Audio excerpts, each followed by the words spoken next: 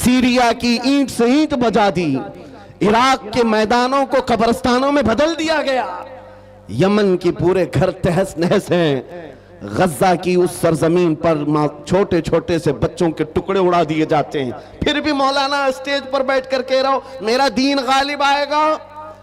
लोगों कान खोलकर सुन लो, इससे बुरे हालात भी हो जाएं तब भी मैं कहूंगा मेरा दीन गालिब आएगा। इसलिए नहीं कि ये मेरे पेट की बात है, बल्कि कायनात के खालिक की बात है। सुभान अल्लाह, सुभान अल्लाह। रब्बे जुल जलाल ने फरमाया और ये होकर रहेगा, बेशक दीन गालिब आएगा। इन हालात में लोग ये कहते हैं जब हर तरफ से हम ही मारे जा रहे हैं, हमारे ही टुकड़े हो रहे हैं, सारे जुल्मों का निशाना हम ही है, पूरी दुनिया ने हमको टारगेट नंबर 1 पर रखा हुआ है। इस दौर में आप ऐसी बातें कैसे कर सकते हैं? मेरे अजीजों, आपको मैं इसी डर से निकालना चाहता हूं, इसी खौफ से निकालना चाहता हूं। आपको पता है हम नए अंदाज के ये सारे हालात देखने वाली कौम से ताल्लुक नहीं रखते, हम तो उस कौम से ताल्लुक रखते हैं जहां 14 सदियों से हमारे बड़ों ने हमें करबला की दास्तानें सुनाई। क्या बात है, क्या बात है। हर जमाने में उलमा ने, हमारे माँ बाप ने करबला हमें सुनाया है। करबला सिर्फ मातम करने के लिए नहीं सुनाया जाता, सीना ठोक करके, सीना पीट करके रोने धोने के लिए नहीं सुनाया जाता। करबला हर साल इसीलिए सुनाया जाता है, ऐ उम्मत मुस्लिमा याद रखो, इस्लाम में कभी भी तादाद नहीं देखी जाएगी, जहां अहले हक होंगे अल्लाह की मदद होगी। करबला में अगरचे अहले बैत रसूलुल्लाह के घर के नौजवानों के टुकड़े हो गए थे, लेकिन पूरी दुनिया जानती है जीत उन्हीं की थी, जीत उन्हीं की थी।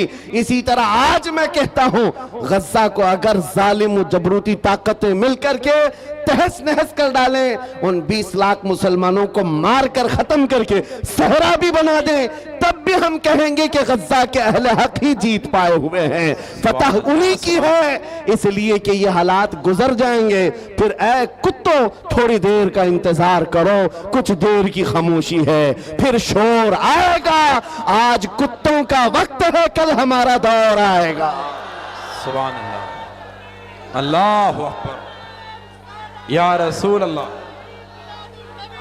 जिंदाबाद जिंदाबाद, वाह वाह, माशाअल्लाह, सुभान अल्लाह, सुभान अल्लाह, सुभान अल्लाह, सुभान अल्लाह। तवज्जो, मैं बात अब नामों से रिसालत के मुतालिक अर्ज करता हूं। जिसने इस टॉपिक को पकड़ लिया, हुजूर पाक की इज्जत को, और वो अपनी जिंदगी में उसकी अहमियत को समझ लिया, मेरे अजीजों, सिर्फ फिर वो बुलंदियों का ही सफर करता है, फिर वो उरूज की तरफ है, और उसकी ताकत का लोहा पूरी दुनिया मानती है। मैं चंद मिसालें आपके सामने रखूंगा। जानते हो, खुलफाए राशिदीन में सबकी अपनी फजीलतें हैं, लेकिन खलीफा दुव्वम फारूक आजम सैयदना उमर इब्न खत्ताब रदी अल्लाह ताला अन्हु के जलाल का और उनकी अजमत और हैबत का एक अलग अंदाज था।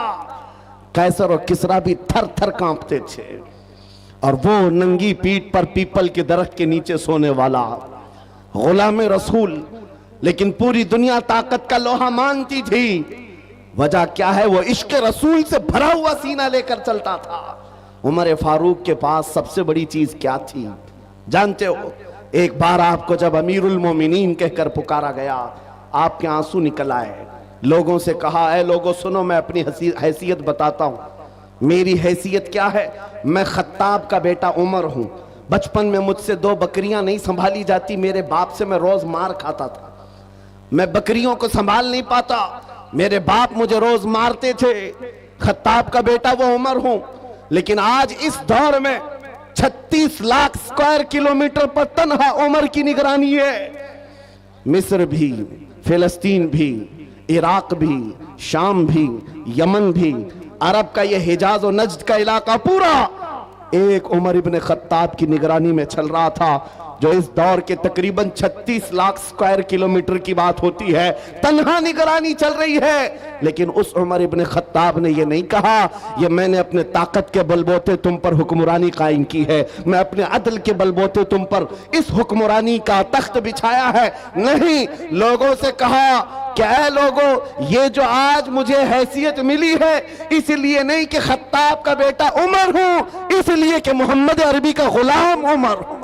सुभान अल्लाह, सुभान अल्लाह। अपनी निस्बत जब हुजूर से मजबूत करें, दुनिया उसकी ताकत का लोहा मानती है। नामूस रिसालत की हिफाजत पर जो आए हैं मैदान में, अल्लाह करीम ने उनके बाजुओं को ताकत बख्शी है और कुफ्फार और मुशरिकीन के सीनों में उनका रौब डाल देता है। ये तारीख की सच्चाइयां बताती हैं। आपको पता है सैयदना उमर फारूक रदी अल्लाह तआला अन्हु का ये अजीम खिलाफत का जमाना, उनके मुतालिक जो लिखा गया आज भी मौजूद है। सैकड़ों मील दूर रहने वाले कुफ्फार और मुशरिकीन की फौजें सिर्फ उनके नाम से कांपती थीं, डरती थीं। यही मुंसुर, यही वस्फ में आप कहता हूं कि वो नामों से रिसालत की हिफाजत और इश्क रसूल से भरा हुआ सीना लेकर चलो, ये इस जमाने का नहीं हर जमाने का सबसे बड़ा हथियार है, सबसे बड़ा हथियार है। लोग आज ये कहते हैं, बाज लोग जो मेरे साथ हर जलसे में इन्वेस्टिगेशन करते भी रहते हैं, हर जगह चलते रहते हैं, कई मर्तबा हमारे इलाके में भी आए और वो बार बार हमसे ये इन्वेस्टिगेशन करते, आप चाहते क्या हिंदुस्तान में, जहां जा रहे हो ये पूरे मजमे को जमा कर रहे हो और जज्बे में और इनको जोश दिलाकर खड़ा कर रहे हो, क्या चाहते हो। उनको शायद ऐसा लगता होगा कि हम कोई बहुत बड़ी ऐसी तंजीम बना रहे हैं जो बम बांध करके कहीं उड़ जाए, उन्हें शायद ऐसा लगता हो। इसीलिए बार बार इस चीज की तलाश में सरगर्दा है। मैं खुल करके बयान करता हूं मेरे अजीजों, खुल करके। अभी हम अपने मुंबई में एक मरकज बना रहे थे तो साहब वहां तक पहुंची बातें, कुछ लोग कहने लगे ये कुछ सुरंग बना रहे हैं जिसमें जिहाद सिखाने वाले हैं।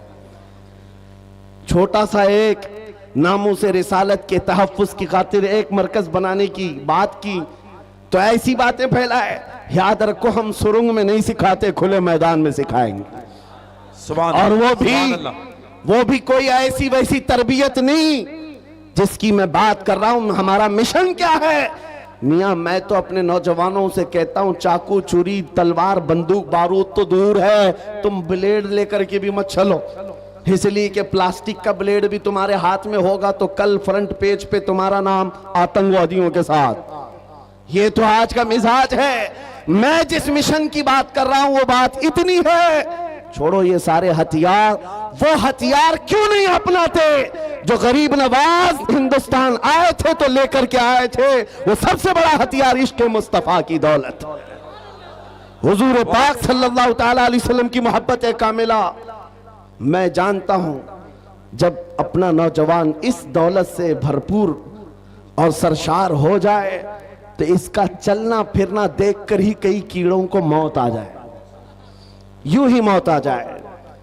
आपको कुछ करने की जरूरत नहीं, तन्हा आप हुजूर पाक के इश्क में चलते फिरते एक शक्ल तो बन जाओ, कम से कम इसकी बुनियाद तो रखो कि दुनिया तुम्हें पहचानने के लिए तुम्हारा नाम ना पूछे।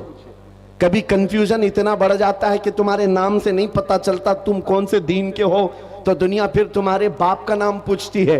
बाप के नाम पर भी कंफ्यूजन आ जाता है तो दादा का नाम पूछती है, पता नहीं चल रहा कौन से धर्म से ताल्लुक रखता है। इसका नाम राजा है, बाप का नाम बबलू है, दादा का नाम टीनू मीनू है, कहीं से कुछ समझ में नहीं आता। मेरे अजीजों, ऐसी नौबत क्यों आए? आपका नाम, आपके बाप दादा का नाम पूछ करके दुनिया यकीन करे। मैं कहता हूं हुजूर पाक की मोहब्बत में अपने आप को इतना सरशार कर लो, किसी गली से गुजर जाए दुनिया देख करके कहे मदीने की गली का गुलाम नजर आता है, ताजदार मदीना का गुलाम नजर आता है। अल्लाह अकबर, या रसूल अल्लाह, जिंदाबाद जिंदाबाद। अल्लाह। और ये नामों से रिसालत की हिफाजत ये अल्लाह रब्बुल इज्जत की शान है। वो खुद अपने हबीब की इज्जत की हिफाजत करता है। आपको पता है कुरान पाक में एक दो नहीं कई आयतें जब जब कुफ्फार ने हुजूर की तरफ उंगली उठाई थी तो जवाब पहले रब्बुल आलमीन का था। अबू लहब ने कहा था मोहम्मद तुम्हारे दोनों हाथ टूट जाएं, नाऊज़ु बिल्लाहि मिन ज़ालिक। रब ताला ने जवाब में ना आयत नाजिल फरमाई तब्बत यदा अबी लहब। मोहम्मद सल्लल्लाहु अलैहि वसल्लम के नहीं, अबू लहब के दोनों हाथ बर्बाद हो जाएं। कुरान में आयत है, ये नबी पाक की नामूस की हिफाजत नहीं है तो और क्या है, ये दिफा है, डिफेंस है जो खुद रब्बे जुल जलाल फरमा रहा है। अबू लहब ने कहा था जब मेरे आका सल्लल्लाहु अलैहि वसल्लम के बेटे हजरत इब्राहीम का इंतकाल हो गया, हुजूर के 3 बेटे थे, तीसरे बेटे का जब इंतकाल हुआ तो ये बात फैलाई गई कि मोहम्मद सल्लल्लाहु ताला अलैहि वसल्लम की नस्ल खत्म हो गई, बेटों से नस्ल चलती है, ये तीसरा बेटा भी चला गया। नबी करीम सल्लल्लाहु ताला अलैहि वसल्लम गमगीन हुए। रब तबारक व ताला ने पूरी सूरह नाजिल फरमाई, इन्ना अअतैनाकल कौसर फसल्लि लिरब्बिका वन्हर इन्न शानिअका हुवल अबतर। ए महबूब, हमने आपको खैर कसीर अता फरमाया, खड़े हो अपने रब की इबादत करें, कुर्बानी करें। आप कटी हुई नस्ल के नहीं, आपका दुश्मन कटी हुई नस्ल का है। ये रब का फरमान है। अपने नबी के इज्जत के दिफा में अल्लाह रब्बुल इज्जत ने ये फरमाया, आज ढूंढ करके निकालो अबू लहब का बच्चा कहाँ है, उसकी औलाद कहाँ है, नहीं पाओगे। लेकिन जिस वादी में भी जाओ मेरे नबी के खानदान को जरूर पाओगे। सादात की खुशबुएं हर जगह नजर आएंगी। अल्लाह करीम ने अपने नबी की इज्जत की हिफाजत का कैसा दिफा किया है।